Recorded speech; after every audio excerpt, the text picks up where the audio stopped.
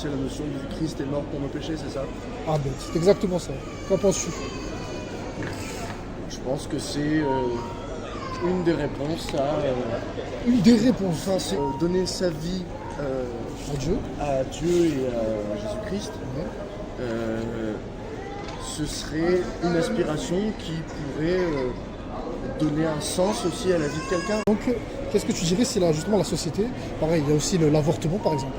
Ça aussi, c'est un sujet qui diffère au niveau de la société. Il y en a qui sont pour, il y en a qui sont contre.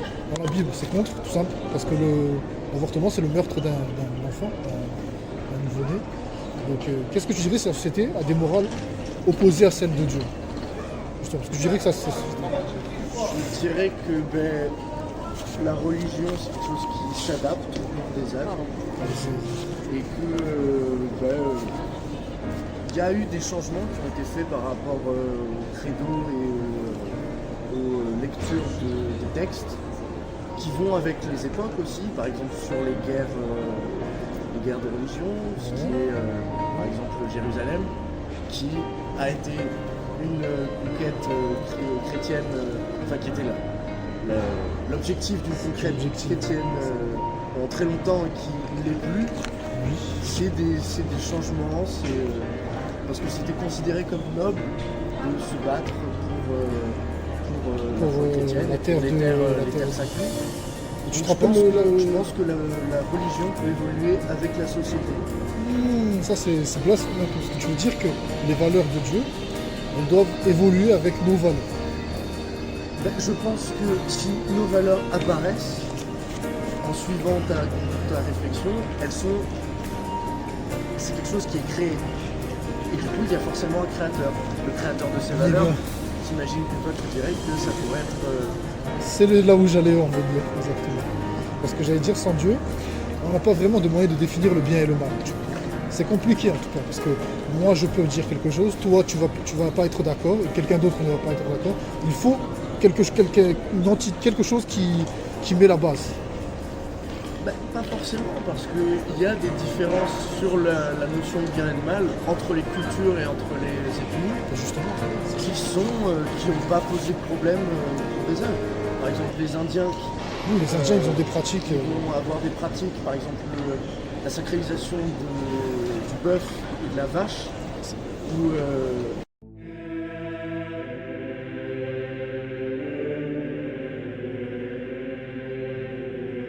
tuer cet animal est passible de peine de mort. Ouais.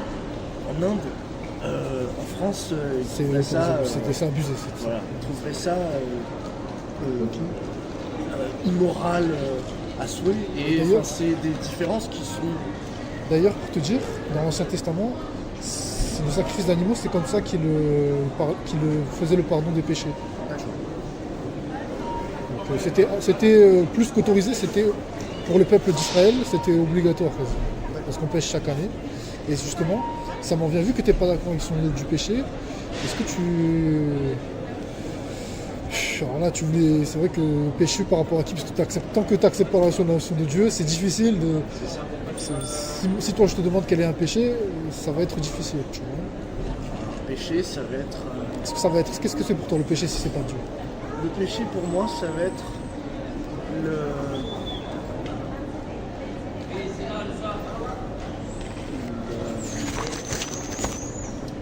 subvenir à ses besoins au détriment d'autrui. Ça va être le vol, le meurtre, le viol.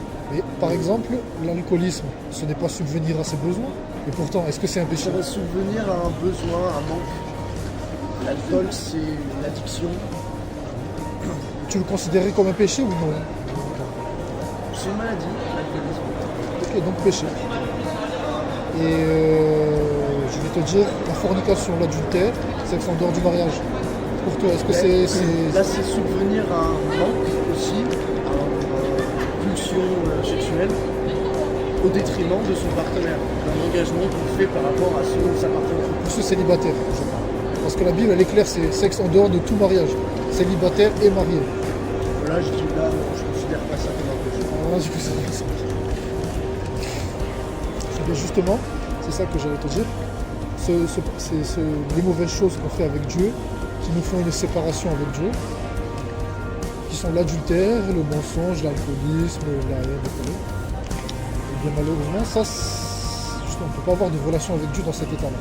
Même toi, toi c'est plus compliqué parce que tu n'es pas un croyant, tu es plus un athée, tu vois. Donc, tu vois, ça en vient à la notion de se faire pardonner de nos péchés. Tu vois. Parce que toutes ces mauvaises choses, du coup, elles tâchent notre casier, notre âme, elles tâchent notre âme. Donc du coup, voilà, ça c'est l'explication chrétienne, c'est que du coup on mériterait l'enfer pour ça. Parce que toi j'imagine, toi à titre personnel sans truc, est-ce que tu as déjà volé, menti, tué, menti? Oui, menti, volé aussi peut-être. Est-ce que tu as utilisé le nom de Dieu en vain, c'est-à-dire le blasphème, c'est-à-dire je jure sur Dieu ou mon Dieu par exemple, ça aussi c'est un blasphème. Ah oui, oui. Ces péchés-là, ils valent la peine, ils valent la sentence éternelle. Parce que la Bible dit casser une de ces lois, ça équivaut à les avoir toutes cassées. Donc même si c'est un parmi les 10, tu es coupable dans tous les cas. Et donc ça c'est la mauvaise nouvelle. Et la bonne nouvelle, c'est que, on va aux chrétiens, c'est qu'on a le moyen de nous faire pardonner. Est-ce que tu arriveras à deviner lequel? Plusieurs, il me semble. Plusieurs. Oula.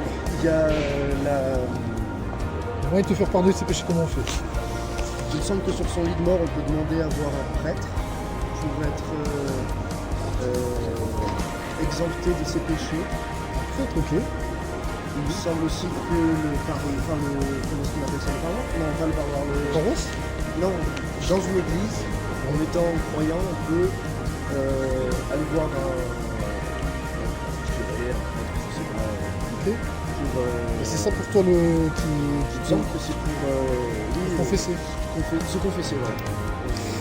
Confession. Bon. Je vois que tu as des notions de l'église catholique. Ça, c'est dans l'église catholique qu'on fait ce genre de choses. Tu n'as pas de notion dans la Bible en général. Non, j'ai lu la Bible, mais. Tu l'as lu? J'ai lu la Bible. Est-ce que tu te rappelles de Éphésiens 4 Non, je pense pas me rappeler aussi précis. qui parle des non-croyants, justement. Parce que ça, ce n'est pas. Oui, même si l'église catholique utilise ce genre de choses. Bon, j'ai envie de te faire lire le verset, mais je sais pas si tu voudras te chauffer à lire le verset. Bah, peut-être que je regarderai. Vas-y, tu vois. Éphésiens 4, c'est ce qui parle en premier. Parce que la Bible dit de confesser nos péchés à Dieu. Si on confesse nos péchés à Dieu, il est juste et bon pour nous les pardonner. Tu vois. C'est par la prière. Par la prière, justement. Parce que le curé et ce genre de choses, la paroisse, c'est pas biblique. Bon, c'est catholique, mais ce n'est pas biblique. Tu vois. Donc, le paiement pour nos péchés, c'est Jésus-Christ. Ça, c'est la base même du christianisme, qu'il a payé pour nos péchés. Et là, je vais te prouver qu'on est pécheurs. Tu vois, moi, comme toi, moi aussi, j'ai volé. Moi, je suis plus voleur. Moi, je suis plus voleur que menteur. Et que, donc, moi aussi, je mériterais, sans le sang de Jésus, je mérite le châtiment éternel.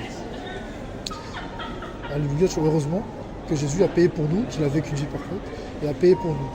Donc, qu'est-ce qu'il faut faire? Il faut se tourner vers Jésus et lui donner sa vie. Tu pourras avoir la vie, se repentir et venir à Jésus. C'est la notion du Christ est mort pour nos péchés, c'est ça? Ah ben, c'est exactement ça. Qu'en penses-tu? Je pense que c'est une des réponses à. Une des réponses. Enfin, c'est une des aspirations. Et Jésus dit, tu sais, Jésus il affirme être le chemin, le seul chemin, la vérité, la vie. Ce que je veux dire, c'est que le fait de donner sa vie À Dieu et à Jésus-Christ, ce serait une aspiration qui pourrait donner un sens aussi à la vie de quelqu'un, de pouvoir mais tu ne penses vivre pas... une vie de sage, enfin, je ne sais pas comment est-ce qu'on appelle ça. Et tu ne penses pas... Un sage.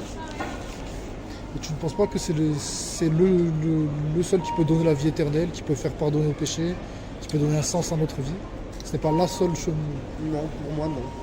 Pourtant, c'est Jésus, il a dit qu'il faut venir par la porte étroite, par nous, et pas par les autres portes, parce que les autres portes, elles mènent à la destruction, à l'enfer. Et c'est ce que toi, c'est le point de vue athée, tu te dis, il y a d'autres portes.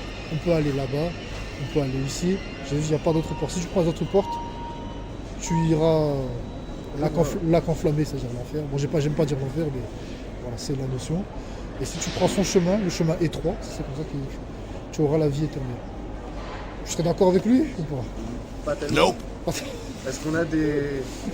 Enfin, est-ce qu'on connaît quelqu'un qui a déjà eu accès à cette vie éternelle? Moi, j'ai pu être sauvé j'ai pu rencontrer le Seigneur et être sauvé de mes péchés. Mais je ne suis pas encore mort, je n'ai pas vu le paradis pour te le dire. Mais j'ai eu une expérience avec Jésus. Dis-toi que tous les chrétiens sauvés, tous les vrais chrétiens, ont eu une expérience avec Jésus-Christ et le connaissent et ont une relation avec lui de par le Saint-Esprit. Je vois. Toi aussi, il peut te connaître. Si tu te tournes vers lui, Qu'en penses-tu? Tu veux donner ta vie à Jésus? Non, je pense pas. Bon, ça va.